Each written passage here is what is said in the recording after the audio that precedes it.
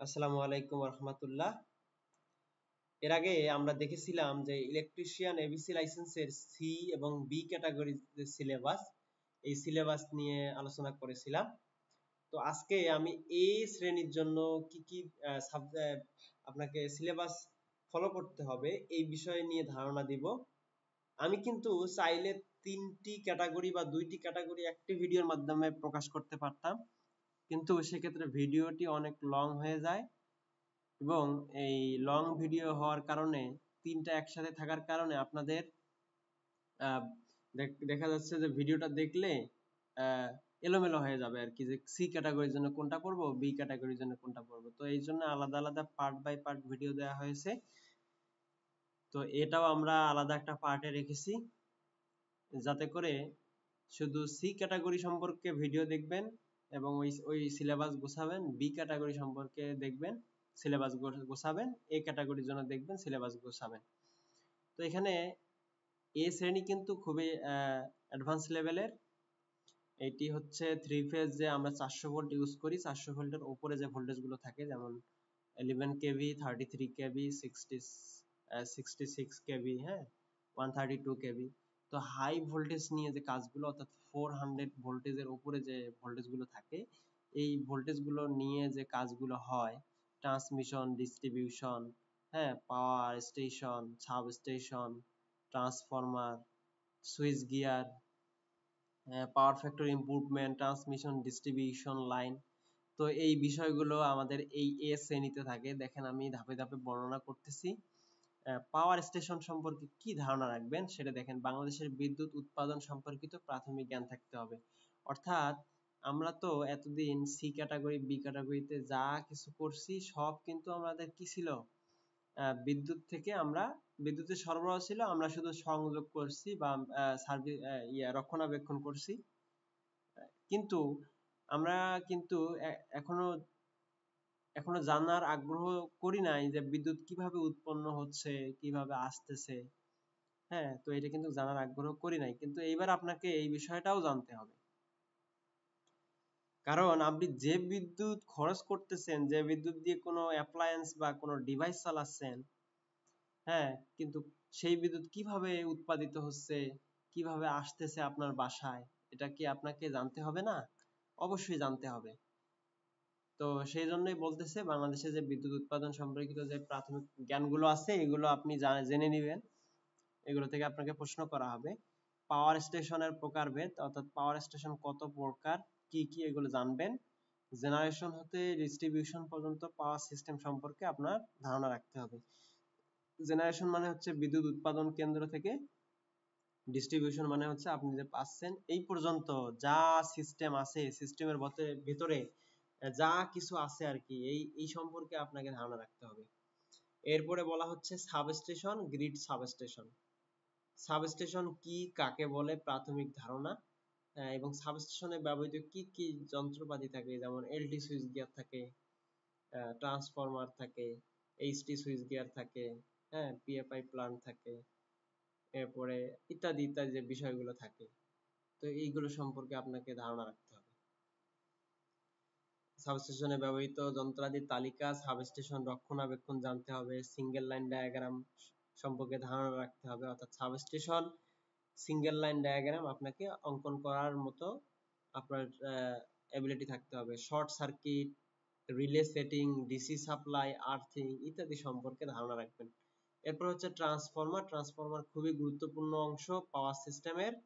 দেখেন, এই ট্রান্সফরমারের মূলনীতি, বিভিন্ন অংশের বর্ণনা, নাম, প্রকারভেদ, ট্রান্সফরমারের কার্যনীতি, ট্রান্সফরমার টেপিং, ইনস্ট্রুমেন্ট ট্রান্সফরমার, যেটাকে আমরা সিটি এবং পিটি নামে চিনি, potential transformer, current transformer, transformer cooling system, transformer loss ইত্যাদি সম্পর্কে আপনার ধারণা থাকতে হবে। আপনারা জানেন যে ইসিবির যে ফেসবুক পেজ এবং ইউটিউব চ্যানেল, এখানে এর আগে আমি সাবস্টেশন সম্পর্কে বিভিন্ন ভিডিও দিয়েছিলাম, ট্রান্সফরমারের বিভিন্ন অংশের নাম সহ ব্যাখ্যা দিয়েছিলাম। এইচটি সুইচ গিয়ার সম্পর্কে বিভিন্ন ধারণা দিয়েছিলাম, পাওয়ার ফ্যাক্টর ইমপ্রুভমেন্ট প্ল্যান সম্পর্কে ধারণা দিয়েছিলাম, automatic transfer switch ATS system নিয়ে ধারণা দিয়েছিলাম। তো এইগুলো চাইলে আপনি দেখে এই এ ক্যাটাগরির অনেক উপকৃত হতে পারবেন। কারণ ওইখানে বিভিন্ন ডিভাইস সাজানো থাকবে, আপনাকে বলবে যে এটা কি, এটার নাম কি, আপনাকে একটা ভিসিবি দিয়ে বলবে এটা কি, একটা এমসিসিবি দিয়ে বলবে এটা কি। হ্যাঁ, একটা ট্রান্সফরমার হয়তো দেখাই দিতে পারে কোনো ছবিতে, যে একটা আপনার কাছে প্রিন্ট কপি রাখলো যে এটা বলেন তো কি ট্রান্সফরমার, পরে বলবে যে ট্রান্সফরমার এই অংশটার নাম কি বলেন তো। এরকম আর কি প্রশ্ন হইতে পারে। তো এই জন্য আপনি চাইলে ভিডিওগুলো দেখতে পারেন, পাশাপাশি এই বিষয়ে পড়াশোনা করতে থাকেন। তো ট্রান্সফরমার সম্পর্কে আমরা জানলাম। এরপর হচ্ছে সুইচ গিয়ার। সুইচ গিয়ার প্রকারভেদ, ব্যবহারের প্রয়োজনীয়তা, বিভিন্ন প্রকার ফিউজ, সার্কিট এর ব্যবহার ক্ষেত্র নির্ণয়, সংযোগ পদ্ধতি, শর্ট সার্কিট এবং রিলে সেটিং। এই যে ভিসিবি দেখেন, ভিসিবি, তারপরে হচ্ছে এমওসিবি, ওসিবি, এমওসিবি, এটা হবে এমওসিবি, হ্যাঁ ঠিক আছে। এরপর হচ্ছে ওসিবি, SF6, জিআইএস। দেখেন এখানে ভিসিবি হচ্ছে ভ্যাকুয়াম সার্কিট ব্রেকার, এমওসিবি এটা আমি আপাতত বলতে পারছি না, তো এটা আপনারা নিজেরাই জেনে কমেন্টে জানাবেন। এরপর হচ্ছে ওসিবি মানে হচ্ছে ওয়্যার সার্কিট ব্রেকার, SF6 হচ্ছে সালফার হেক্সাফ্লোরাইড, এটা গ্যাস থাকে এই সার্কিট ব্রেকারে, এটার নাম হচ্ছে SF6 sulphur hexafluoride.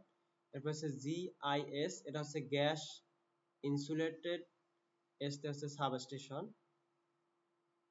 Gas, GIS, okay. LBS load break switch, ACB air circuit breaker. Oh sorry, এখানে ওসিবি মানে হচ্ছে অয়েল সার্কিট ব্রেকার, ঠিক আছে, আর এসিবি মানে হচ্ছে এয়ার সার্কিট ব্রেকার। এরপর হচ্ছে MCCB moulded case circuit breaker, MCB miniature circuit breaker. সাধারণ সমস্যা, কি কি সমস্যা হয় এগুলো নির্ণয় করা, সমাধান করার পদ্ধতি আপনাকে জানতে হবে। এরপর হচ্ছে power factor improvement plan, PFI plan, ঠিক আছে। এই পিএফআই প্ল্যান্টে কি কি অংশ ব্যবহার হয়, যেমন এখানে ক্যাপাসিটর থাকে, ম্যাগনেটিক কন্ডাক্টর থাকে, নাম, কাজ, লো পাওয়ার ফ্যাক্টরের কারণে কি হইতে পারে, পাওয়ার ফ্যাক্টর কমলে কি হইতে পারে, পাওয়ার ফ্যাক্টর ভালো থাকলে কি সুবিধা পাওয়া যায়। হ্যাঁ, এই বিষয়গুলো আপনাকে জানতে হবে। পাওয়ার ফ্যাক্টরের মান উন্নয়নের কি কি পদ্ধতি আছে, যেমন ক্যাপাসিটর পদ্ধতি, সিনক্রোনাস মোটর, এগুলো পদ্ধতি আছে, আরো পদ্ধতি আছে, তো এগুলো সম্পর্কে জানবেন। এরপর হচ্ছে ট্রান্সমিশন এন্ড ডিস্ট্রিবিউশন লাইন। এই যে আমাদের যে জেনারেশন থেকে বড় বড় লাইনগুলো যায় হাই ভোল্টেজের, এগুলো ট্রান্সমিশন, এবং সাবস্টেশন থেকে আমাদের ব্যবহার উপযোগী পরে লো ভোল্টেজে যে আনা হয় 33 কেভি বা 11 কেভি, এগুলো হচ্ছে আমাদের ডিস্ট্রিবিউশন লাইন। তো এরিয়াল লাইন, আন্ডারগ্রাউন্ড লাইন, হ্যাঁ, সাবমেরিন লাইন স্থাপন।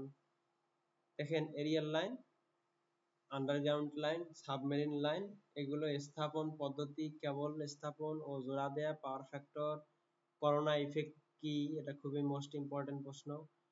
স্কিন ইফেক্ট, এটাও খুবই গুরুত্বপূর্ণ। বিভিন্ন প্রকার ইনসুলেটরের ব্যবহার, যে ইনসুলেটর গুলো থাকে, পিন টাইপ ইনসুলেটর। এরপরে হচ্ছে আপাতত মনে পড়ছে না, অর্থাৎ ইনসুলেটরের কিছু প্রকারভেদ আছে, disc type insulator, pin type insulator. এগুলোর পদ্ধতি, কি কি ত্রুটি হতে পারে পরীক্ষা করা, এবং অপরিবাহীকরণের প্রতিবন্ধকতার পরিমাপ করা, এগুলো সম্পর্কে আপনারা ধারণা রাখবেন। তো এই হচ্ছে এই ক্যাটাগরির জন্য সিলেবাস, এগুলো নিয়ে পড়াশোনা করতে থাকেন। ইনশাআল্লাহ ভালো প্রিপারেশন থাকলে, আল্লাহ তাআলা চাইলে আপনি একসাথেই এ বি সি তিনটাই পেতে পারেন, শুধু সিও পেতে পারেন, শুধু বিও পেতে পারেন, শুধু এ এবং বি এবং সি পেতে পারেন, পাশাপাশি আপনার তিনটাও হয়ে যেতে পারে। তো আল্লাহর উপর ভরসা রাখেন এবং নিজের পড়াশোনা চালিয়ে যান, ইনশাআল্লাহ ভালো কিছু হবে। ধন্যবাদ। আসসালামু আলাইকুম ওয়া রাহমাতুল্লাহ।